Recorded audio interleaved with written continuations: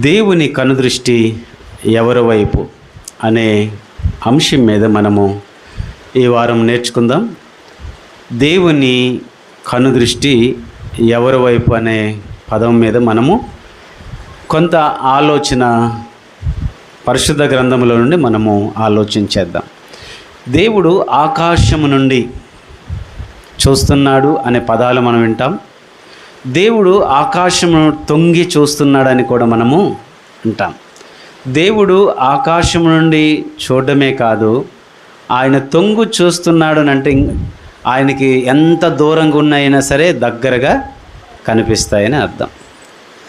సరే, దేవుడు మనల్ని చూస్తూ ఉన్నాడు. మన జీవన శైలి, మన జీవించే జీవిత విధానము, మనము ఏ విధంగా బ్రతుకుతున్నాం, ఏ విధంగా మనం ఉంటున్నాం, ఇవన్నీ కూడా ఎవరు చూస్తున్నారు? దేవుడు ఆకాశమందున్న ప్రభువు మనల్ని చూస్తున్నాడు అనే పదాలు మనం వింటూనే వస్తున్నాం. కాబట్టి దేవుని కనుదృష్టి ఎవరి వైపు ఉంటుందో మనము పరిశుద్ధ లేఖనముల నుండి ఆలోచన చేద్దాం. చిద్దర వాక్యము సరే, పరిశుద్ధ గ్రంథం నుండి కీర్తనల గ్రంథం 101వ కీర్తన 6వ వచనాన్ని, దేవుని వాక్యాన్ని మనము చదువుకుందాం. ఒక్క నిమిషం, నేను చెప్తాను. పరిశుద్ధ గ్రంథము నుండి కీర్తనలు 101వ కీర్తన 6వ వచనం. కిందున్నవారు, టీవీలో చూస్తున్నవారు, అలాగే నా ముందున్నట్టు వారు కూడా మనందరం కలిసి ఏం చేద్దాం? వినిపిస్తుంది నా పదము? సరే, కలిసి మనం ఒక్కసారి చదువుకుందాం. చదవండి.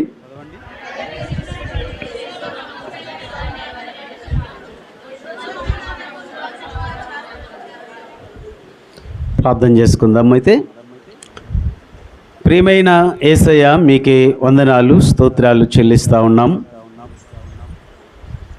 ఇంతవరకు మా మధ్యన మీరుండి మాట్లాడి మీ నామాన్ని ఆరాధించినట్లు మమ్మల్ని నడిపించారు. అందుకు మీకు స్తోత్రాలు. ఈ సమయంలో మా వైపు చూస్తున్న దేవుడవు, సరైన బాటలో నడిపించడానికి మేము ఎలా ఉంటే ఇష్టపడే దేవుడవో మీరు మాట్లాడుతున్న ప్రతి లేఖనాల నుండి మేము అర్థం చేసుకున్నట్టుకు సహాయం చేయండి. ప్రతి బిడ్డను వచ్చిన వారిని పేరు పేరుని మీరు జ్ఞాపకం చేసుకోమని యేసు క్రీస్తు నామమున అడిగి వేడుకొనుచున్నాను తండ్రి, ఆమేన్. సరే, దేవుని వాక్యాన్ని మనము చదువుకున్న వాక్య భాగముల నుండి కొన్ని మాటలు మనము ఆలోచన చేద్దాం. నా యొద్ద నివసించినట్లు దేశంలో నమ్మకస్తులను కనిపెట్టుచు యథార్థముగా జీవించేవారు నాకు పరిచారకులు అవుతారు. ఇది దేవుని వాక్యం. ఈ వాక్యముల నుండి కొన్ని సంగతులు ఈరోజు మనము నేర్చుకుందాం. దేవుని కనుదృష్టి ఎవరి వైపు ఉంటుందో, ఎవరి వైపు ఉన్నదో ఈ వాక్యము చదువుతూ ఉన్నప్పుడు మనకి అర్థమవుతుంది కదండి. సరే, ఆయన దగ్గర నివసించాలి అంటే, ఆయనతో జీవించాలి అంటే, ఆయనతో ఉండాలి అంటే ఎలాంటి వారు ఉండగలుగుతారో ఇక్కడ వాక్యము చెబుతూ వస్తుంది. ఈ వాక్యములో నుండి కొన్ని సంగతులు మనము ఆలోచన చేసి నేర్చుకుందాం. పరిశుద్ధ గ్రంథముల నుండి నా యొద్ద నివసించినట్లు దేశములో నమ్మకస్తులను దేవుడు ఏం చేస్తున్నాడు? కనిపెట్టుచున్నాడు. ఆకాశం నుండి చూస్తూ ఉన్నాడు. మనుషులు నడక చూస్తున్నాడు, మనుషుల జీవితాన్ని చూస్తున్నాడు, మనుషుల మాటలు చూస్తున్నాడు. ఆయన అన్నీ చూస్తూ ఉన్నాడు. అయితే దేవాతి దేవుడు మాట్లాడుతున్న మాటలు, నా యొద్ద నివసించాలి అంటే నమ్మకస్తులు కావాలి అన్నాడు. నాకు పరిచారకులుగా ఉండాలి అంటే వారు యథార్థవంతులై ఉండాలి అన్నాడు. ఈ రెండు మాటలు దేవుని వాక్యముల నుండి మనం ఆలోచన చేస్తే, నమ్మకస్తులు దేవునికి చాలా ఇష్టం. నమ్మకముగా ప్రతి విషయంలో కూడా నమ్మకస్తులను దేవుడు ఇష్టపడతాడు. కాబట్టి నమ్మకస్తులను నేను కనిపెడతా ఉన్నాను. దేశంలో ఎక్కడైనా ఉండబోతారా, వారు నాతో ఉంటారు, నేను వారితో ఉంటాను. అలాంటి నమ్మకస్తులను దేవుడు కనిపెడతా ఉన్నాడు. యథార్థంగా బ్రతికేవారు నాకు పరిచారకులుగా ఉంటారని దేవుడు ఈ రెండు కనిపెడుతూనే ఉన్నాడనే మాట లేఖనాల్లో మనం చూస్తున్నాం. ఈరోజు దేవుని కనుదృష్టి ఎవరి వైపు ఉన్నదో ఆ మనుషుడు ధన్యుడే. కాబట్టి దేవుని కనుదృష్టి రెండు విధాలుగా ఉంటుంది. దేవుని కనుదృష్టి కరుణతో ఉంటుంది, దేవుని కనుదృష్టి కోపముతో కూడా ఉంటుంది. ఈ రెండు సంగతులు మనం ఎప్పుడూ మర్చిపోకూడదు.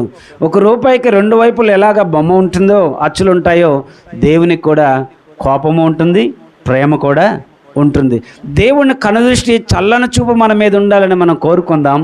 దేవుని ద్వారా ఆశీర్వదింపబడాలని మనము కోరుకోవాలి. కాబట్టి దేవుని కనుదృష్టి ఉన్నది. ఆయన కనిపెడుతున్నాడు మనుషులను. ఆయన లోకం వైపు చూస్తూ ఉన్నాడు. లోకంలో ఆయన మనుషులను చూస్తూ ఉన్నప్పుడు ఎవరు నమ్మకస్తులుగా కనపడుతున్నారో వారిని బట్టి దేవుడు ఆనందిస్తాడు. ఎవరు నమ్మకస్తులుగా జీవిస్తున్నారో వారితో దేవుడు సహవాసం చేస్తారు. వారు దేవునితో సహవాసము చేయగలరు అనే పదాలు ఇక్కడ మనం చూస్తాం. అయితే నమ్మకముగా ఎప్పటి వరకు ఉండాలి అని అంటే ఒక సంఘం గురించి చెప్తూ వస్తున్నాడు. మరణము వరకు నమ్మకముగా ఉండాలి. ఒకసారి వివాహము అయింది అంటే మరణము వరకు వారిద్దరూ ఎవరు? భార్య భర్తలే. ఒకసారి దేవుని మనం నమ్మాము, దేవునితో మనం ప్రమాణము చేశామనంటే మనము మరణము వరకు కూడా ఆయనతో పాటే అందుకు అంటాడు కదా ప్రకటనలో, తీయొద్దు కానీ ఆ 2వ అధ్యాయంలో మరణము వరకు నువ్వు ఎలా ఉండాలంటాడు? నమ్మకముగా ఉండు అంటాడు. ఆ తర్వాత సామెతలు 28-20 దగ్గరికి వస్తారు అంటాడు, నమ్మకమైన వారికి ఏమున్నాయని చెప్తాడు? దీవెనలు ఉన్నాయి అని అంటాడు. అక్కడ మరణం వరకు నమ్మకంగా ఉండే వారికి జీవకిరీటం ఉంది అన్నాడు. ఇక్కడ మరణం వరకు నమ్మకంగా ఉండే వారికి దీవెనలు ఉన్నాయి, మెండుగా ఉన్నాయి అన్నాడు. కాబట్టి దేశంలో ఎవరిని చూస్తూ ఉన్నాడు దేవుడు? ఎవరు నమ్మకస్తులుగా నా కొరకు బ్రతుకుతున్నారా, ఏ మూలన ఏ కోసాన అని దేవుడు ఆకాశం నుండి చూస్తూ ఉన్నాడు. ఆయన చూపుకు అందనిది కనబడందంటూ ఏమీ ఉండదు. సీసీ కెమెరాలు అన్నీ పడతాయి అన్నట్టు దేవునికి కనుదృష్టిలో అన్ని తేటతెల్లంగా కనబడతాయి. చీకటిలో ఉన్నాయన, రహస్యమందు ఉన్నాయన్నది ఏదైనా సరే ఆయన కనుదృష్టికి మరుగుగా ఉండదు, తేట తెల్లంగానే కనబడుతుంది. అయితే దేవుడు ఆకాశం వైపు చూస్తూ ఉన్నాడు, నరులను తొంగు చూస్తూ ఉన్నాడు. ఎవరు నమ్మకస్తులుగా బ్రతుకుతున్నారో వారిని కనిపెడతా ఉన్నాడు. ఎవరు యథార్థవంతులుగా జీవిస్తారో వారు దేవుని పరిచారంలో చేయటం వారిని ఎన్నుకుంటున్నాడు అనే పదాలు ఇక్కడ 2 విషయాలు మనం చూస్తూ ఉన్నాం. రండి, నమ్మకముగా ఎవరు బ్రతికారో, నమ్మకస్తులను బట్టి దేవుడు ఎట్లా ఆనందిస్తున్నాడో కొన్ని సంగతులు మేము ముందు ఉంచాలని ఆలోచన చేస్తున్నాం. రండి, మొదటి సమూయేలు గ్రంథం 22వ అధ్యాయం, మొదటి సమూయేలు గ్రంథం 22వ అధ్యాయం 14వ వచనంలో ఒక చక్కటి మాట రాయబడిన మాట. ఆ వ్యక్తి ఎవరో ఏంటి ఆ మాట మనం చూద్దాం. రాజునకు అల్లుడై, నమ్మకస్తుడై, ఆలోచనకర్తై నీ నగరములో ఘనత వహించిన దావీదు ఉన్నాడు. నీ సేవకులందరిలో ఎవడున్నాడు? అక్కడ రాస్తున్న మాట, అయ్యా నమ్మకమైన వాడు నీ అల్లుడు దావీదు వంటి వాడు సేవకులందరిలో ఎవరు లేరు, అతడు ఒక్కడే అనే పదం అక్కడ చూస్తూ ఉన్నాం. యాజకులు మాట్లాడే మాట, లేక దేవుడు మాట్లాడే మాట, లేక మనుషులు మాట్లాడే మాట, ఈ చక్కటి మాట ఇక్కడ మనం చూస్తున్నాము దావీదు గురించి. దావీదు ఎలాంటి వాడని ఇక్కడ రాయబడింది? నమ్మకస్తుడైన మనుష్యుడు, అతను వంటి వాడు రాజ్యములో ఎవరు లేరు అని అన్నాడు. అవును, తన బ్రతుకులో నమ్మకస్తుడు, తన నడకలో నమ్మకస్తుడు, దేవుని కొరకు అన్ని విషయాల్లో ఆయన నమ్మకస్తుడుగా ఉన్నాడు. ఎవరు చెప్తున్నారు ఆ మాట? ఆ రాజ్యములో ఉండే ఒక వ్యక్తి చెప్తున్న మాట కదండి. లేక యాజకుడుగా ఉండే వ్యక్తి చెప్తున్న మాట, లేక ఒక అధికారిగా ఉండే చెప్తున్న ఒక మాట అని మనం అక్కడ ఆలోచన చేస్తే, లేక ఒక మనుషుడు మన గురించి చెప్తున్న మాటగా ఆలోచన చేస్తే, రాజ్యంలో ఈ దావీదు ఎంత నమ్మకస్తుడుగా బ్రతుకుతున్నాడనంటే దేవుని కొరకు చాలా నమ్మకంగా ఆయన బ్రతుకుతున్నాడనే మాట. అంటే ఈరోజు సమాజం మనల్ని గమనిస్తుందనే మాట ఇప్పుడు మనము మర్చిపోకూడదు. ఈయన దేవుణ్ణి అంగీకరించాడు, క్రీస్తు బిడ్డను చెప్తున్నాడు, క్రీస్తు కొరకు నేను మారానని చెప్తున్నాడు, క్రీస్తు ప్రభు కొరకు నేను బ్రతుకుతున్నానని చెప్తున్నాడు. ఎలా బ్రతుకుతున్నాడు? క్రీస్తు దగ్గరికి రాకముందు ఎలా ఉన్నాడు, క్రీస్తు దగ్గరికి వచ్చిన తర్వాత ఎలా ఉన్నాడు, ఈయన మాట ఏంటి, ఈయన నడకేంటి, ఈయన జీవితం ఏంటి, ఎవరు గమనిస్తారు? సమాజం గమనిస్తుంది. మనము ఏమి చేస్తున్నామో, మనం ఏం మాట్లాడుతున్నామో, ఎలా ప్రయాణం చేస్తున్నామో, ఎలా జీవిస్తున్నామో, పిల్లరా మనల్ని సమాజం కళ్ళు తెరిచి చూస్తుంది. ఆ సమాజం అప్పుడు సాక్ష్యం ఇస్తుంది, రాజా, నీ రాజనగరంలో నీ అల్లుడైన దావీదు తప్ప ఎవడు నమ్మకస్తుడు, ఎవరూ నమ్మకస్తులు లేరు, ఆయన ఒక్కడే అనే మాట ఇక్కడ దావీదు చెప్పుకుంటున్నాడా నమ్మకస్తుడని? సమాజంలో ఉండే వ్యక్తి చెప్తున్న మాట. సమాజం మనల్ని గమనిస్తుంది, మనం ఎక్కడికి వెళ్ళినా చూస్తుంది. నేను క్రీస్తును మారాను, ఒకప్పుడు మారక ముందు త్రాగేవడం, మారక ముందు రకరకాలుగా జీవించిన జీవితం ఇప్పుడు క్రీస్తు దగ్గరికి వెళ్ళాడు అన్నాడు కదా, క్రీస్తుని నమ్ముకున్నాడు అన్నాడు కదా, ఇప్పుడు ఆయన మాట ఎలా ఉంటుంది, ఆయన జీవితం ఎలా ఉంటుంది, ఆయన నడక ఎలా ఉంటుంది, ఆయన బ్రతుకు ఎలా ఉంటుంది అని సమాజం ఎప్పుడూ గమనిస్తుంది. ఆ సమాజమే సాక్ష్యం ఇస్తుంది నీకు. నేను చాలా చక్కని వాడును, నేను బాగున్నానని మనము నమ్మకస్తులు మనం చెప్పుకుంటే సమాజం మన గురించి మంచి సాక్ష్యము ఇస్తుంది. ఇక్కడ దావీదు గురించి చెబుతున్న మంచి మాట, అతడు నమ్మకస్తుడు. ఇంకొక చోట ఏమని తెలిసినా అతడు సుబుద్ధి కలిగిన మనుషుడని. దావీదు గురించి చాలా పదాలు ఉన్నాయి, కానీ రెండు మనకు చాలు. అతడు నమ్మకస్తుడు, అతడు సుబుద్ధి కలిగిన వాడు, అతడు మంచి బుద్ధి కలిగిన వాడు, హానికరమైన బుద్ధి అయినా లేదు ఆయనకి. అతడు దేవుని కొరకు నమ్మకంగా బ్రతికేవాడు. ఎన్ని శ్రమలు వచ్చినా, ఎన్ని కష్టాలు వచ్చినా, ఎన్ని పరిస్థితులు వచ్చినా దేవుని కొరకు నమ్మకంగా జీవిస్తున్నాడు. అయితే దేవుడు ఆకాశం నుండి తొంగి చూస్తున్నాడు, నా కొరకు నమ్మకంగా బ్రతికేవారు ఎవరైనా ఉండబోతారని దేవుడు ఆకాశం నుండి చూస్తున్నప్పుడు ఎవరు కనబడుతున్నారు ఇప్పుడు దేవునికి? దావీదు కనబడుతున్నాడు. దేవుడు మన వైపు చూసినప్పుడు నువ్వు నేను కనబడగలిగితే దేవుడు నీ గురించి నా గురించి ఒక మంచి సాక్ష్యం ఇస్తాడు. రాజా, నీ అల్లుడు దావీదు ఎంత నమ్మకస్తుడో తెలిసినా, ఎంత మంచి ఆలోచన కలిగిన వాడు తెలిసినా, ఎంత మంచి బుద్ధి కలిగిన వాడు తెలిసినా, అతడు యథార్థంగా బ్రతుకుతున్నాడు, అతడు నమ్మకంగా జీవిస్తూ ఉన్నాడు. అతను వంటి వాడు నీ సేవకుల్లో కానీ ఈ రాజ్యంలో కానీ ఎవరు లేరు నాయనా అని ఒక గొప్ప సాక్ష్యము సమాజం నుండి ఏమవుతుంది? వినబడుతుంది. మనం ప్రభువు నమ్ముకున్నామనంటే, ప్రభు దగ్గరికి వచ్చామనంటే సమాజం ఎప్పుడు కళ్ళు తెరిచి మనల్ని చూస్తుంది. మనం ఏం మాట్లాడుతున్నామో వింటుంది, ఎలా నడుస్తున్నామో చూస్తుంది, ఎలా బ్రతుకుతున్నామో చూస్తుంది, ఏం చేస్తున్నామో చూస్తుంది. కాబట్టి సమాజం ఇస్తున్న సాక్ష్యం, దేవుడు చూస్తున్న ఆ కంటికి మనం నమ్మకస్తులుగా కనబడగలిగితే దేవుడు నమ్మకమైన వారికి ఏమున్నాయని చెప్పాను? దీవెనలు ఉన్నాయి. ఎలాగవి? మెండుగా ఉన్నాయి దీవెనలు. మెండైన దీవెనలను పొందాలి అనుకుంటే, గొప్ప ఆశీర్వాదాలను సంపాదించుకోవాలనుకుంటే, నీ జీవితంలో, నీ కుటుంబ జీవితంలో, నీ పిల్లల జీవితంలో అటువంటి ఆశీర్వాదం పొందాలి అంటే దేవుని దృష్టికి నమ్మకంగా ఉండు. మనుషులు లేక సమాజము కాదు, నువ్వు దేవుని దృష్టికి నమ్మకస్తుగా ఉంటే సమాజంలో నమ్మకంగా ఉంటావు, ఇంట్లో ఉన్న నమ్మకంగా ఉంటావు, నీ ఉద్యోగంలో ఉన్న నమ్మకం ఉంటావు, రాజ్యంలో ఉన్న నమ్మకంగా ఉంటావు, నువ్వు ఎక్కడున్నా నమ్మకస్తుడిగానే ఉంటావు. దేవునికి నమ్మకస్తుడిగా లేవా, నువ్వు ఎక్కడున్నా సరే నమ్మకస్తుడిగా ఉండలేవు, అపనమ్మకస్తుడు అయిపోతావు. కొంతమంది కోసం చెప్తా వస్తాడు బైబిల్లో, బలా నమ్మకమైన దాసుడా సబాస్ అని మెచ్చుకున్నా, నీకు మరన్నటి మీద అధికారం నీకు ఇస్తున్నానన్నాడు. నమ్మకస్తుడు, దేవుని కొరకు నమ్మకం బ్రతికేవాడు, వాడి ఇంటిలో ఉన్న నమ్మకం బ్రతుకుతాడు, సమాజంలో ఉన్న నమ్మకం బ్రతుకుతాడు, 10 మందిలో ఉన్న నమ్మకస్తుడిగా బ్రతుకుతాడు. ఎక్కడున్నా సరే నమ్మకస్తుడిగానే బ్రతుకు. అపనమ్మకస్తుడు ఎక్కడున్నా సరే దేవునికి అపనమ్మకస్తుడిగానే బ్రతుకుతాడు. దావీదు తాను ఎందుకంత నమ్మకస్తుడిగా బ్రతకడానికి కారణం ఏంటి? ఆ కారణం ఏంటో దేవుని వాక్యంలో చూపిస్తాను చూడండి. అంత నమ్మకంగా బ్రతకడానికి కారణం ఏంటి, ప్రభు కొరకు బ్రతకడానికి ఈ ఉద్దేశాలు ఏంటి అని మనం ఆలోచన చేస్తే, కీర్తనల గ్రంథం 119వ కీర్తన, కీర్తనల గ్రంథం 119వ కీర్తన 147వ వచనం, 148వ వచనము, ఈ 2 వచనాలు మనం చదివితే అక్కడ, తెల్లవారినప్పుడే మర్రపెట్టి తిని నీ మాటల మీద ఆశ పెట్టుకుని ఉన్నాను, నీవిచ్చిన వాక్యము నేను ధ్యానించుటకై నా కన్నులు రాత్రి జాములు కాకమునిపే తెరుచుకుందును.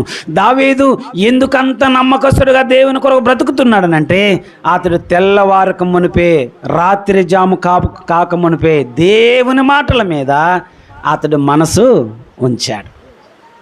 దేవుని వాక్యం చదువుతున్నాడు, దేవుని వాక్యం వింటున్నాడు, దేవుని వాక్యం ధ్యానిస్తున్నాడు, దేవుని వాక్యం పదే పదే తన జీవితంలోనికి దేవుని వాక్యం వెళ్తున్నప్పుడు ఆ వాక్యం మాట్లాడుతుంది మనతో.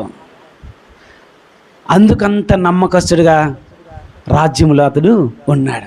దేవుని వాక్యము చదువుతున్నప్పుడు నీకు అర్థమైతే, దేవుని వాక్యం చదివే వ్యక్తివైతే, దేవుని వాక్యం వినే వ్యక్తివైతే, దేవుని మందిరానికి వెళ్ళి దేవునితో సహవాసం గడిపే వ్యక్తివైతే, ప్రియులారా, నువ్వు ఖచ్చితంగా దేవుని కొరకు నమ్మకస్తుడిగా ఉంటావు. దేవుని దగ్గరకు వస్తావు, వాక్యం సరిగ్గా కూర్చోలేవు, నువ్వు దేవునికి నమ్మకస్తుడిగా ఉండలేవు. లోకంలో ఏదో నమ్మకస్తుడిని మనం చూపించుకుంటాం, కానీ అది దేవునికి సమస్తము ఎరికే. ఇక్కడ దావీదు గురించి మంచి సాక్ష్యం. ఎందుకంత నమ్మకస్తుడిగా ఉన్నాడంటే, తెల్లవారకు మునిపై ఎవరి మాట వింటున్నాడు? దేవుని మాట. తన కన్నులు తెరవక ముందే దేవుని వాక్యం ముందు పెట్టుకుంటున్నాడు, దేవుని వాక్యం చదువుతున్నాడు, దేవుని వాక్యం హృదయంలోకి వెళ్తుంది, దేవుని వాక్యం మనసులోకి వెళ్తుంది, దేవుని వాక్యం తన బుద్ధి మారుస్తుంది, దేవుని వాక్యం తన ఆలోచనలు మారుస్తుంది, దేవుని వాక్యం తన నడక మారుస్తుంది, దేవుని వాక్యం తన యొక్క స్వభావం అంతా మారుస్తుంది. కాబట్టి దేవుని కొరకు నేను నమ్మకంగా బ్రతకాలనే ఒక మంచి ఆలోచన కలిగిన దావీదు దేవునికి నమ్మకస్తుడిగా బ్రతుకుతున్నాడు. ఈరోజు దేవుని వాక్యము చదవాలి, దేవుని వాక్యం వినాలి. ఆ వాక్యం విన్నట్టుగా వదిలేకుండా, వాక్యము చదువుతున్నట్టుగా వదిలేకుండా, అది మనం హృదయంలో భద్రపరచుకుంటే, ఆ వాక్యం నిన్ను పాపం చేయకుండా, ఆ వాక్యం పాప మార్గం వెళ్లకుండా నిన్ను అడ్డుతుంది, నిన్ను ఆపుతుంది, నిన్ను సరిచేస్తుంది. వాక్యంలాగే ఉంటుంది. వాక్యం వదిలేస్తూ ఉన్నాం, ఈ చెవితో వింటున్నాం, ఈ చెవితో వదిలేస్తున్నాం, అందుకు పని చేయట్లేదు. ఒక ఆయన గొడుగేసుకొని వానకని వెళ్ళాడంట, కానీ పైన టాపు లేదు, కానీ గొడుగు మాత్రం చేతిలో ఉంది. ప్రయోజనం ఏంటి? తడిసిపోడు. దానిపైన ఏముండాలి? టాప్ ఉండాలి, వర్షం పడకుండా. అలా ఉంటుంది క్రైస్తవ జీవితం ఈ రోజుల్లో. దేవునికి నమ్మకస్తులుగా బ్రతకలేకపోతున్నామంటే, ఉదయాన్నే దేవుని వాక్యం చదవలేకపోతున్నాము. వాక్యం ఖచ్చితంగా చదవగలిగితే, వాక్యం ఆ రోజు ఏం మాట్లాడిందో అలా బ్రతకడానికి ప్రయత్నం చేయాలి. అలా ప్రయత్నం చేస్తే అలా జీవించడానికి ఖచ్చితంగా జీవితము ఉపయోగపడుతుంది. అందుకే ఇక్కడ ఇంకొక మాట మీకు చూపిస్తాను చూడండి. మాకు వాక్యం వినబుద్ధి పుట్టట్లేదని అంటావా? ఒక మాట చూపిస్తాను రండి. యెషయా గ్రంథం 50:4 యెషయా గ్రంథం 50:4 ఒక చక్కటి మాట అక్కడ రాస్తా వస్తాడు. అలసిన వాని మాటల చేత ఓరడించు జ్ఞానము కలుగునట్లు శిష్యునికి తగిన నోరు దేవుడు మనకు దయచేసి ఉన్నాడు. నేను వినుటకై ఆయన ప్రతి ఉదయమున నాకు వినిబుద్ధి పుట్టించుచున్నాడు. చాలాసార్లు కొంతమంది అంటే నాకు తినబుద్ధి పుట్టట్లేదు అంటారు, తినడానికి బుద్ధి లేదంటారు. తినడానికి బుద్ధి లేకపోతే ఎంత నోట్లో పెట్టినా ఏంటి తింటారండి? పిల్లలు చూడండి, చిన్నప్పుడు తినిపేస్తారు, వాడు తిన్నప్పుడు పళ్ళు దగ్గర పెట్టేతాను, కర్ర పెట్టినా సరే వాడు తినడు, వాడు తినబుద్ధి లేదు. కాబట్టి దేవుని మందిరానికి వచ్చినా, సమాజంలో కూర్చున్నా, నువ్వు ఎక్కడ కూర్చున్నా దేవుని వాక్యం చక్కగా వినాలి. ఆ విన్న వాక్యం నా హృదయంలో ఉంచుకోవాలి, నేను ప్రభు కొరకు చక్కగా బ్రతకాలని అనుకున్న వ్యక్తికి దేవుని వాక్యం వినే బుద్ధి పుడుతుంది. ఇక్కడ అంటున్నాడు కదా, ప్రతి ఉదయమున వినే బుద్ధి నాకు ఆయన పుట్టించుచున్నాడు. ఎందుకనంటే దేవుని వాక్యానికి అవకాశం ఇస్తున్నావు. దేవుని వాక్యం మాట్లాడితే వినే స్వభావం నీలో ఉంది కాబట్టి వినే బుద్ధి నీకు పుట్టిస్తున్నాడు, ఆలకించే బుద్ధి పుట్టిస్తున్నాడు. ఇంకా దేవుని దగ్గర సహవాసం గడపాలనే ఆశ నీలో కలిగిస్తున్నాడు. ఎందుకనంటే నువ్వు దేవునికి అవకాశము ఇస్తున్నావు.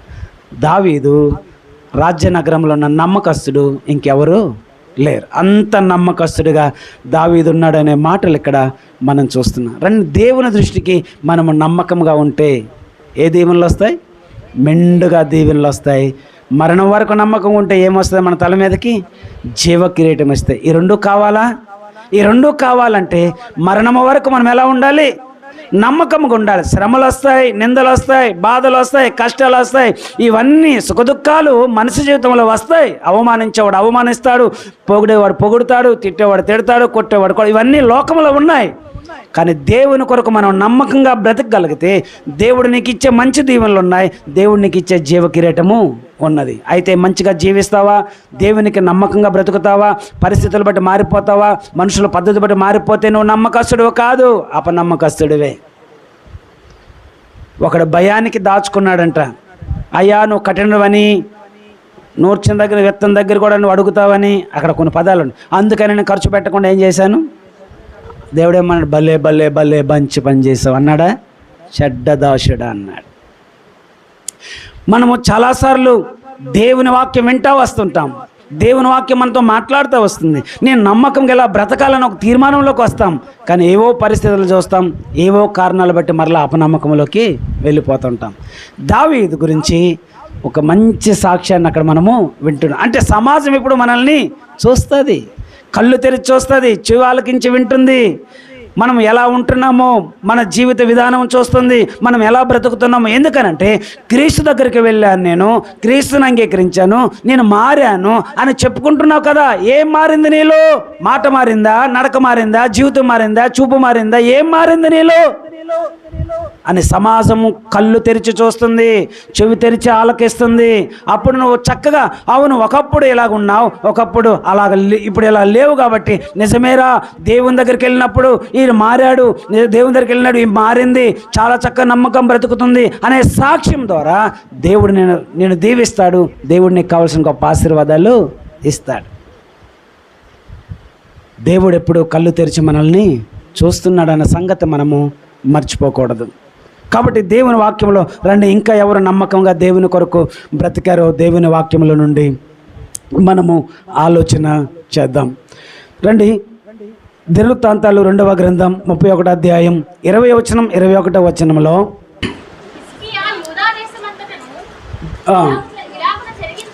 ఇలాగన జరిగించి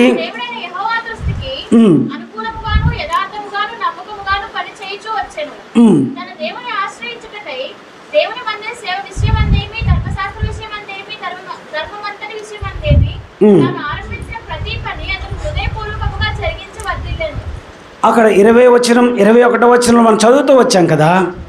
హిజ్కియా ఎలా ఉన్నాడని రాయబడ్డది? హిజ్కియా ఎలా ఉన్నాడని రాయబడ్డది? నమ్మకస్తుడిగా ఉన్నాడు. మన థీమ్ మర్చిపోవద్దు. దేవుడు ఎవరి వైపు చూస్తున్నాడని రాయబడ్డది? నమ్మకస్తులు. నమ్మకముగా దేశంలో ఎవరు జీవిస్తున్నారో, ఎవరు ఉంటున్నారని దేవుడు ఆకాశమందు నుండి చూస్తున్నాడనే మాట మనం అక్కడ చూస్తున్నాం. కాబట్టి నమ్మకస్తులు. అక్కడ దావీదు గురించి నమ్మకస్తుడని మనం చూస్తూ వచ్చాం. ఎందుకంత నమ్మకస్తుడిగా ఉన్నాడనంటే దేవుని వాక్యం అతనితో మాట్లాడుతుంది.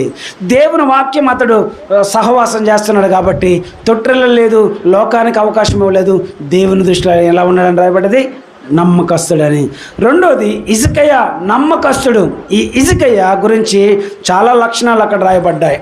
ఏమని? యథార్థముగాను, నమ్మకముగాను, అనుకూలముగాను దేవుని దృష్టికి ఉన్నాడు అనే మాట. హిజ్కియా గురించి చాలా మంచి మాటలు ఇక్కడ మనము నేర్చుకోగలుగుతాం. ఎంత నమ్మకస్తుడు, ఎలాంటి మంచి పని చేయగలిగాడనంటే చూడండి, అతని గురించి మంచి సాక్ష్యం మీకు చూపిస్తాను. 29వ అధ్యాయం 2వ దినవృత్తాంతాల గ్రంథం 29వ అధ్యాయం 1వ వచనం చదవండి. హిజ్కియా ఏల ఆరంభించినప్పుడు 25 సంవత్సరాలు వాడు, 29 సంవత్సరాలు యెరూషలేమును పరిపాలించాడు అని రాయబడ్డది. ఆ మొదటి వచనంలో 25 సంవత్సరాల వయసు వచ్చినప్పుడు అతనికి ఏమొచ్చింది? రాజుగా పరిపాలన చేసే అధికారాన్ని దేవుడు ఇచ్చాడు. ఎన్ని సంవత్సరాలకు రాజు అయ్యాడు? 25 సంవత్సరాల వయసులో రాజు అయ్యాడు. ఇశ్రాయేలు ప్రజలందరిని పరిపాలించడానికి ఎన్ని సంవత్సరాలు పరిపాలించాడని రాయబడ్డది? 29 సంవత్సరాలు పరిపాలించాడనే మాట ఇక్కడ మనం చూస్తున్నాం. చూడండి, 25 సంవత్సరాల వ్యక్తి దేవునికి ఎంత నమ్మకంగా బ్రతుకుతున్నాడో, 25 సంవత్సరాల వయసు కలిగిన వ్యక్తి దేవునికి ఎంత యథార్థంగా బ్రతుకుతున్నాడో, దేవుని దృష్టికి ఎంత అనుకూలంగా బ్రతుకుతున్నాడో ఇక్కడ దేవుని వాక్యంలో మనము చూస్తూ ఉన్నాం. అప్పుడు దేవుడు అతన్ని ప్రేమించి, దేవుడు అతని పట్ల కనికరం చూపించి ఇశ్రాయేలు ప్రజలను పరిపాలించడానికి రాజుగా అతన్ని అభిషేకించాడు. కొంతమందిని మనం చూస్తాము, చిన్న వయసులోనే ఉద్యోగం సంపాదించుకుంటారు, చిన్న వయసులోనే ఉన్నతమైన స్థాయికి వెళ్తారు, చిన్న వయసులోనే చక్కగా వారి జీవితంలో జరగవలసిన అచ్చట ముచ్చట అన్నీ జరుగుతాయి. కారణం ఏంటో తెలుసా? వారు దేవుని దృష్టికి నమ్మకస్తులు. కారణం ఏంటో తెలుసా? వారు దేవుని దృష్టికి యథార్థంగా బ్రతుకుతున్నారు. కాబట్టి దేవుడు చిన్న వయసులోనే గొప్ప కార్యాలు చేస్తూ ఉంటాడు. కాబట్టి దేవుని వాక్యాన్ని వింటూ వస్తున్నాం. హిజ్కియా వయసు ఎంతనేమో 25 సంవత్సరాలు. దేవుడు తన ప్రేమించి ఇశ్రాయేలు పరిపాలించడానికి రాజు మీద, సింహాసనం మీద కూర్చునే రాజుగా అయ్యే గొప్ప అధికారం దేవుడు అతనికి ఇచ్చాడు. అయితే హిజ్కియా నేను రాజు అయిపోయాను కదా, అధికారిని అయిపోయాను కదా, నేను చంకలు గుద్దుకోలేదు, తన ఇష్టానుసారంగా నడుచుకోలేదు, తనకు నచ్చినట్టుగా బ్రతకలేదు. మరి ఏం చేశాడయ్యా? రండి 3వ వచనం చదవండి, 29వ అధ్యాయం 3వ వచనము.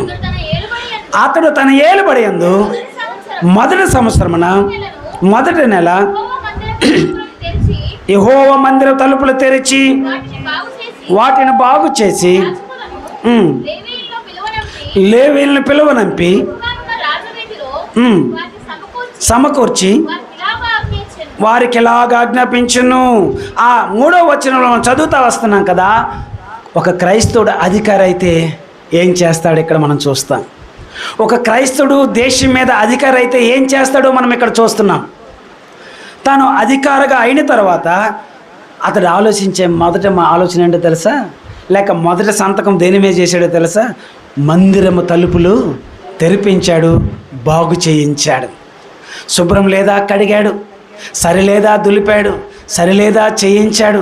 మందిరం తలుపు అందుకంటున్నాడు, రే బాబు, మందిరం తలుపులు మూసి ఉంటే దేవుని శాపం వస్తుందిరా. దేవుడు వెలుగై ఉన్నవాడు, దేవుడు చీకటై ఉన్నవాడు కాదు. మందిరంలో ప్రార్థనలు జరగాలి, ఆరాధనలు చేయాలి, వాక్యం వినబడాలి, మందిరం తలుపులు తెరిచి ఉండాలి. మందిరానికి రావడం మానేశారు, మందిరంలో వాక్యం వినబడట్లేదు, లేవీలు లేరు, పాటలు పాడేవారు లేరు, ఆరాధించేవారు లేరు, మందిరానికి రావడమే మానేశారు, మందిరం తలుపులు మూసారు. ఇది మనకు ఆశీర్వాదము కాదు, ఇది మనకు మంచిది కాదు నాయన. మందిరం బాగుంటే మనం బాగుంటాం, మందిరం చక్కగా ఉంటేనే మన కుటుంబాలు బాగుంటాయి, మందిరంలో బాగుంటే మన పిల్లలు బాగుంటారు, మందిరం బాగుంటే మనం బాగుంటామని హిజ్కియా ఒక రాజు చెప్తున్న మాట. దేవుని మందిరము తలుపులు మూసి అలాగా ఉంచేశారేంటి? దేవుడు చీకటైన వాడు కాదు కదా, దేవుడు వెలుగై ఉన్నట్టు వాడు. మందిరంలో వాక్యం వినబడాలి, మందిరంలో ప్రార్థనలు జరగాలి, మందిరంలో ఆరాధనలు చేయాలి. దేవుడు వెలుగై ఉన్నాడు, వెలుగుండాలి. అది మనకి శాపం తెచ్చుకోవద్దు. రండి మందిరం బాగు చేద్దాం, మందిరం తలుపులు బాగు చేద్దాం, మందిరంలో ఎక్కడ పోయిందో అన్నీ శుభ్రం చేద్దాం, మందిరంలో అన్నీ జరిగించేవాడిని ఏర్పాటు చేద్దాం. అది ఒక అధికారిగా మొదట చేసే పని. అతను రాజు అయ్యాను కదా, రాజ్యం మీద పరిపాలన చేస్తున్నాను కదా అని ఆ అధికారాన్ని చూడలేదు. కానీ అతడు మొదట ఆలోచించే మంచి ఆలోచన ఏంటది? మందిర తలుపులు తెరిపించాడు. బా, ఎంత మంచి విశ్వాసమో చూడండి, దేవుని మీద ఎంత ప్రేమో చూడండి, దేవుడు అంటే, దేవుని మందిరం అంటే ఎంత మక్కువ చూడండి. బైబిల్లో రాయబడుతుంది ఒక మాట మేము చూపిస్తాను చూడండి. ఇటువంటి మాట మనకు ఉండాలనుకుంటున్నాను. 122 వచనం, 122 అధ్యాయం కీర్తన, 122 కీర్తన 6వ వచనము, ఆ తర్వాత 26వ కీర్తన 8వ వచనము. ఈ రెండు యెరూషలేము క్షేమం కొరకు ప్రార్థన చేయండి. యెరూషలేమా, నిన్ను ప్రేమించేవారు వర్ధిల్లుతారు. మందిరాన్ని ప్రేమించేవారు, మందిరమును శుభ్రం చేసేవారు, మందిరం ఎట్లా శ్రద్ధ కలిగేవారు, మందిరం కొరకు ధ్యాస కలిగిన వారు దేవుడు ప్రేమిస్తాడు. వారు వర్ధిల్లుతారు. ఒకప్పుడు మందిరం అంటే మనం శుభ్రం చేసేవాళ్ళం, ఒకప్పుడు మందిరం అంటే బాగు చేసేవాళ్ళం, ఒకప్పుడు మందిరం తలుపులు అంటే మనం సరి చేసేవాళ్ళం. ఇప్పుడు ఏమైంది? కానీ ఒక రాజు చేస్తున్న పని ఏంటో తెలుసా? తన అధికారం అయిన తర్వాత మొట్టమొదట చేసే పని మందిర తలుపులు తెరిపించి వాటిని బాగు చేసి ఏమి జరగాలో, ఎవరు ఉండాలో అన్ని క్రమముగా ఏర్పాటు చేశాడు. అతడు నమ్మకస్తుడు.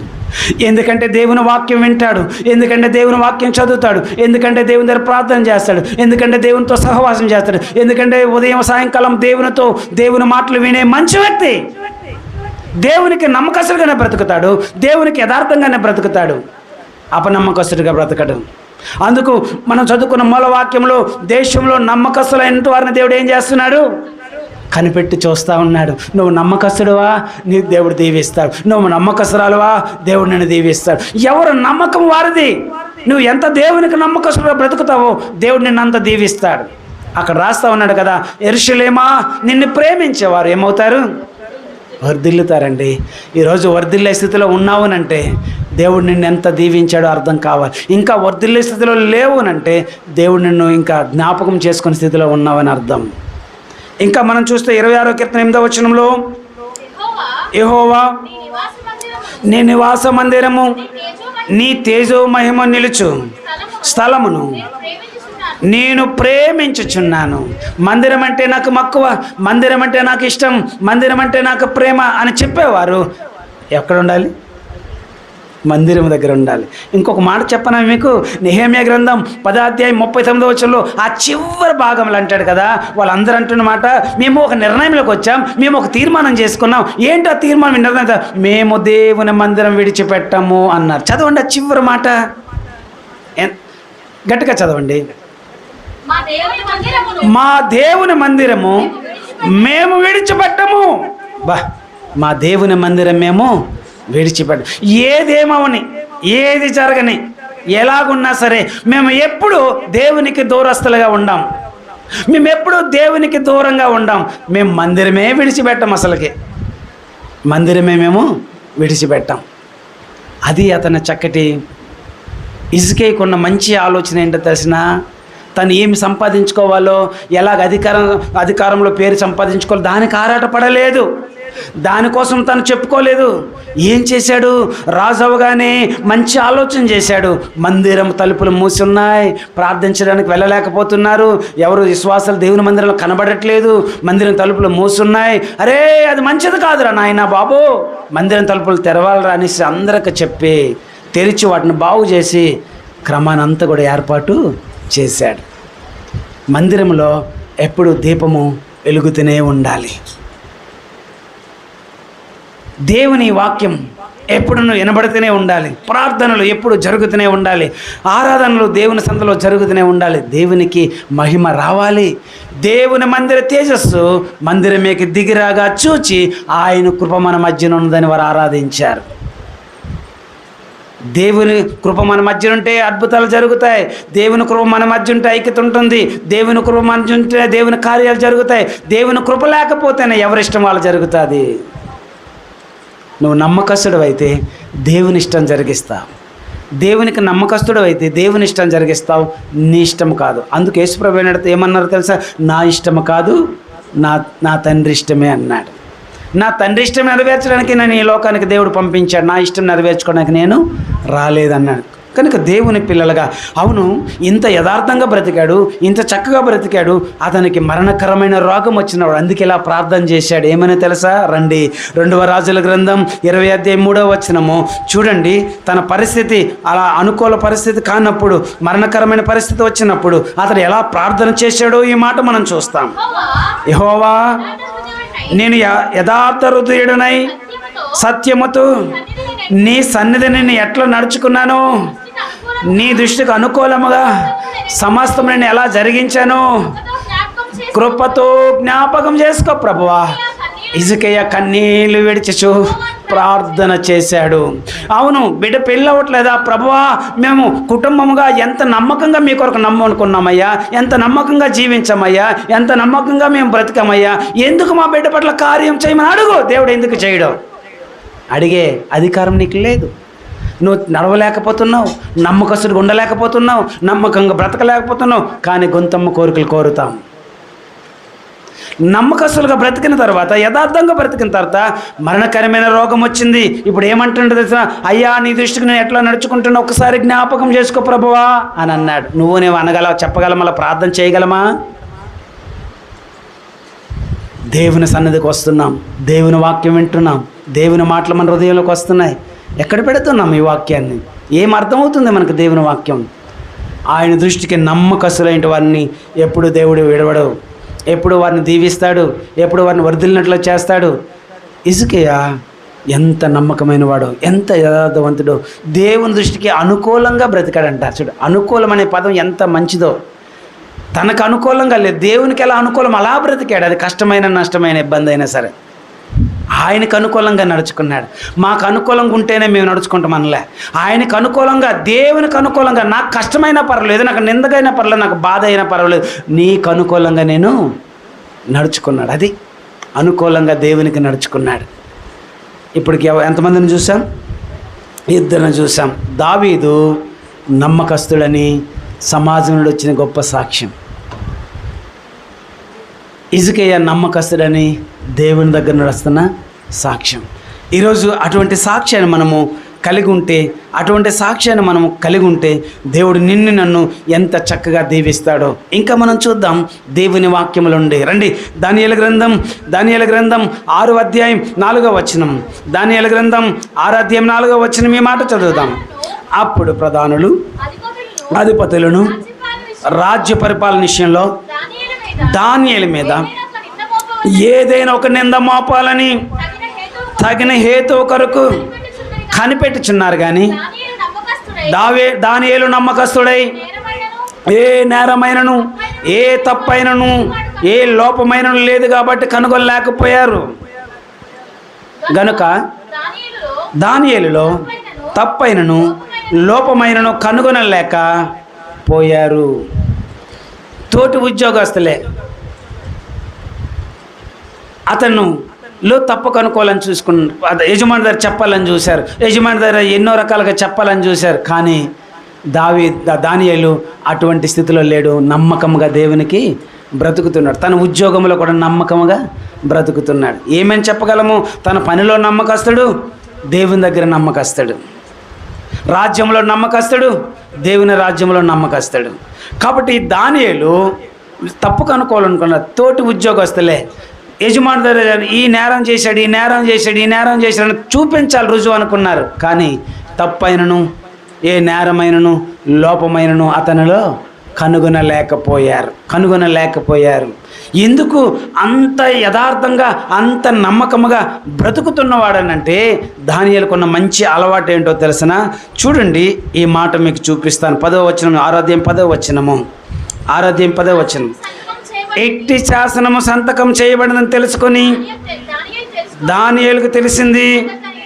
అతడు తన ఇంటికి వెళ్ళి యథాప్రకారముగా అనుదినము 3 సార్లు మోకాళ్ళుండి తన ఇంటి పైగది తెరిచి యెరూషలేము తట్టు తిరిగి తన దేవునికి ప్రార్థన చేయొచ్చు, దేవుణ్ణి స్తుతించుచు వచ్చాను. దానియేలుకున్న మంచి అలవాటు ఏంటో తెలుసా? ప్రార్థన చేయడం మానడు, స్తుతి చేయటము మానడు. ఎక్కడి నుండి వచ్చేవి? ప్రతిరోజు దేవుని మాటలు వింటున్నాడు, ప్రతిరోజు దేవునితో సహవాసం చేస్తున్నాడు. కనుకనే తన ఉద్యోగంలో చాలా నమ్మకస్తుడిగా ఉన్నాడు. తన అధికారి ఏమైతే తన రాజ్యంలో ఏ పని అయితే అప్పగించాడో ఆ పని చేయటంలో లోపం లేనివాడు. తన పని ఏమైతే అప్పగించాడో ఆ పని చాలా నమ్మకస్తుడిగా చేశాడు, నమ్మకస్తుడిగా చేస్తూ ఉన్నాడు. ఇతన్ని ఎలాగైనా సరే ఇతన్ని పడగొట్టాలి. మంచి పేరు వచ్చేస్తుంది దానియేలుకి. అయ్యో మనకంటే గొప్ప పేరు వచ్చేస్తుంది, రాజు అతన్ని ఎక్కువగా ప్రేమిస్తున్నాడు, ఎలాగైనా లాభం లేదు, ఇతని పేరు పాడు చేద్దాం, పేరు మంచిది కాకుండా చేద్దామని చాలా ప్రయత్నాలు వీళ్ళు చేశారు. కానీ కనుగొనలేకపోయారు. అరే ఎలా దొరుకుతాడు ఈ విషయంలో తప్ప మనకి ఏ విషయంలో దొరకడని ఆలోచన చేసి రాజా సందడికి వెళ్ళారంట. రాజు దగ్గరికి ఎలాగెళ్ళారు? సందడిగా వెళ్ళి ఓ చిరంజీవి అవునుగాక రాజు అని రాజును పొగిడి ఆ వచనంలో ఉంటుందా? తర్వాత వచనంలో అక్కడ కాదు. రాజును పొగిడి, రాజు చిరంజీవి ఏంటి ఇంత సందడికి వచ్చారు, సరే పొగుడుతున్నారు మంచిది. పొగడతలు పడిన వాళ్ళు ఎవరున్నారు చెప్పండి? మెప్పుకు పడిన వాళ్ళు ఎవరున్నారు చెప్పండి? నువ్వు చాలా మంచివాడు అని అంటే అవునా అంట. మంచివాడు కదంటే ఏంటి అన్నాడు. అంటే మనకెప్పుడు మంచి పొగడితే కావాలి. అది నేను పొగడితే ఎప్పుడు ప్రమాదం. నిన్ను ఎవరైనా పొగిడారనంటే నిన్ను ప్రమాదంలోకి నెట్టేస్తున్నానని అర్థం. నిన్ను ఎవరైనా తిట్టారనంటే నిన్ను మంచి మార్గంలోకి తీసుకొస్తున్నానని అర్థం చేసుకో. దేవుని వాక్యం మనకు అర్థం కాక కనుకనే అలా వెళ్ళారు. సందడికి వెళ్ళి మాట్లాడుతూ రాజా మీరు గొప్ప సింహాసనం మీద కూర్చున్న రాజు, నీవే అందరికీ వరాలు ఇచ్చే గొప్ప వ్యక్తివి, కాబట్టి ఒక పద్ధతి పెడితే బాగుంటుందని వాళ్ళు పెట్టారు. ఏంటది? 30 రోజులు ఏ దేవునికి కానీ ఏ దేవతకు కానీ ఏ వ్యక్తికి కానీ ఎక్కడ కానీ నమస్కారము చేయకూడదు, ప్రార్థన పూజలు కూడా చేయకూడదు. మరి ఏం చేయాలి? రాజు దగ్గరే చెయ్యాలి. అక్కడ దొరుకుతాడు తప్ప ఎక్కడ దొరకడని వాళ్ళకు కూడా తెలుసు. అయితే ఈ శాసనం జరిగింది, రాజు సంతకం చేశాడు, ఇలా రాజుకి వ్యతిరేకంగా చేస్తే ఏమవుతుందో దానియేలుకి తెలుసు. కానీ నమ్మకస్తుడు అంటే అదే. ఏది ఏమైనా సరే దానియేలు ఎంత మంచిదో తెలిసిన వాళ్ళందరూ రాజు భోజనంకి ఆశపడ్డారు, కానీ దానియేలు ఎంత నిక్కషగా నిలబడిపోయాడు తెలిసిన, ఏదేమైనా సరే నేను దేవునికి నమ్మకస్తుడిగా బ్రతుకుతాను అన్నాడు. అలా బ్రతికాడు అంతే. అంతేకాదు ఇక్కడ కూడా నమ్మకస్తుడిగానే బ్రతుకుతున్నాడు. కాబట్టి లోకము పరిస్థితులు మనకి వ్యతిరేకంగా ఉన్నా సరే దేవునికి నమ్మకస్తుడిగా మనం ఏమవ్వాలి, బ్రతకాలి. అప్పుడు దేవుడు మెండైన దీవెనలు మనకి ఇస్తాడు, జీవ కిరీటాన్ని దేవుడు మనకి అనుగ్రహిస్తాడు. అట్లాగా చేశారు. అయినా సరే దానియేలు ప్రార్థన మానేశాడా, దేవుని స్తుతించడం మానేశాడా, దేవుని దగ్గరికి వెళ్ళడం మానేశాడా, దేవుని జ్ఞాపం చేసుకోవడం మానేశాడా? మరి ఇతను ఏమన్నాలి చెప్పండి? నమ్మకస్తుడా అపనమ్మకస్తుడా? నమ్మకస్తుడండి. ఏ విషయంలో తప్పిపోలేదు, చక్కగా బ్రతుకుతున్న నమ్మకస్తుడు. మరి ఇతనికి కాకపోతే ఆశీర్వాదాలు ఎవరికి వస్తాయి? అపనమ్మకస్తుడికి వస్తాయా? రావుగా. నమ్మకస్తుడికి ఎప్పుడు మంచి దీవెనలే ఉంటాయి. మనుషులు నిందించవచ్చు, మనుషులు తప్పని చూపించవచ్చు, మనుషులను చెడ్డబడవని చూపించు, మనుషులు రకరకాలుగా అనొచ్చు, గేలు చేయొచ్చు, కానీ నువ్వు దేవుని దృష్టికి నమ్మకం బ్రతుకుతున్నావే, ఆ నమ్మకము ఒక రోజు నిన్ను గొప్పవాడిగా చేస్తుంది, ఖచ్చితంగా ఉన్న స్థితికి తీసుకొస్తుంది. దానియేలు అలా బ్రతికాడు. ఒక మాట చూపిస్తాను చూడండి, ఎంత చక్కగా ఆ పరిస్థితుల్లో దేవుడు జ్ఞాపకం చేస్తాడంటే, ఇర్మియా గ్రంథం 33వ అధ్యాయం 3వ వచనంలో 33, నాకు మొర్ర పెట్టము, నేను నీకు ఉత్తరం ఇస్తాను, నువ్వు గ్రహింపలేని గొప్ప సంగతులు, గూఢమైన సంగతులు నీకు నేను చెప్తాను. గూఢమైన సంగతులు, గొప్ప సంగతులు, నువ్వు గ్రహింపలేని సంగతులు దేవుడు మనకు చెప్తాడు. శ్రమ వస్తుంది, ఇటువంటివి మాట్లాడుతున్నారు, ఈ విధంగా కూడుకుంటున్నారు, ఈ విధంగా నీ మీద పన్నాగం జరుగుతుంది, ఈ విధంగానే దేవుడు ప్రార్థనలు ఏం చేస్తున్నాడంట, ఆలోచన చెప్తున్నాడు. అందుకు నాకు మొర్ర పెట్టము, గూఢమైన సంగతులు నీకు నేను తెలియజేస్తా. దానియేలు యథావిధంగా ప్రార్థన చేయడం అయితే మానలేదు, దేవుని స్తుతించడం అయితే మానలేదు. అందుకంటాడు కదా 25 మత్తయి సువార్త 25 అధ్యాయం 21వ వచనంలో, యజమానుడికి దృష్టికి ఎవరు నమ్మకం ఉంటారో ఆ యజమానుడు నమ్మకమైన దాసుడా అని మెచ్చుకోవడమే కాదు, గొప్ప అధికారం కూడా కట్టబెడతాడు. చదవండి 25-21 మత్తయి సువార్త. అతడి యజమానుడు, బలా నమ్మకమైన దాసుడా, నీవు కొంచెంలో నమ్మకంగా ఉన్నావు కనుక నువ్వు అనేకమైన వాటి మీద. 2 వచ్చాయి ఆయన దగ్గరికి. ఏమొచ్చాయి? ఒకటి బలా నమ్మకమైన దాసుడని మెప్పొచ్చింది, తర్వాత ఇంకా మంచి ప్రమోషన్ వచ్చింది. కావాలా నీకు? అయితే దేవునికి నమ్మకస్తుడిగా నువ్వు బ్రతకాలి. ఇంకా మనం చూస్తే దేవుని వాక్యం సంఖ్యాకాండం 12వ అధ్యాయం 7వ వచనంలో, సంఖ్యాకాండం 12వ అధ్యాయం 7వ వచనంలో, అతడు నా ఇల్లంతటలో నమ్మకమైన వాడు. అతడు నా ఇల్లంతటలో ఎలాంటి వాడని? నమ్మకమైన వాడని మోషే గురించి ఎవరు చెప్తున్నారు? దేవుడే చెప్తున్నాడు. దేవుడు గమనిస్తాడు, లోకము సమాజం గమనిస్తుంది మనల్ని. మనం ఎలా జీవిస్తున్నామో, ఎలా బ్రతుకుతున్నామో, ఎలాగ ఉంటున్నామో, ఏం మాట్లాడుతున్నామో, ఏం చేస్తున్నామో, ఈ 2 చూస్తాయి కదా. సమాజం చూస్తుంది, దేవుడు కూడా చూస్తున్నాడు. సమాజం ఇస్తుంది సాక్ష్యం అక్కడ దావీదు గురించి, ఇక్కడ దేవుడు కూడా సాక్ష్యం ఇస్తున్నాడు. నా ఇల్లంతటిలో నమ్మకమైన వాడు అని మంచి సాక్ష్యాన్ని ఇక్కడ మనం చూస్తాం. అబ్రహాము గురించి కూడా ఒక మంచి మాట మనం చూడగలం. నెహెమ్యా గ్రంథం చూడండి అబ్రహాం గురించి. నెహెమ్యా గ్రంథం 9వ అధ్యాయం 7-8 వచనాల్లో ఒక చక్కటి మాట, పితరులను జ్ఞాపకం చేసుకుంటున్న ఒక మంచి మాట అక్కడ. దేవా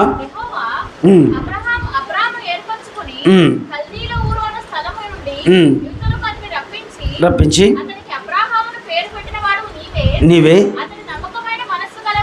అతడు నమ్మకమైన మనసు గలవాడని ఎరిగి.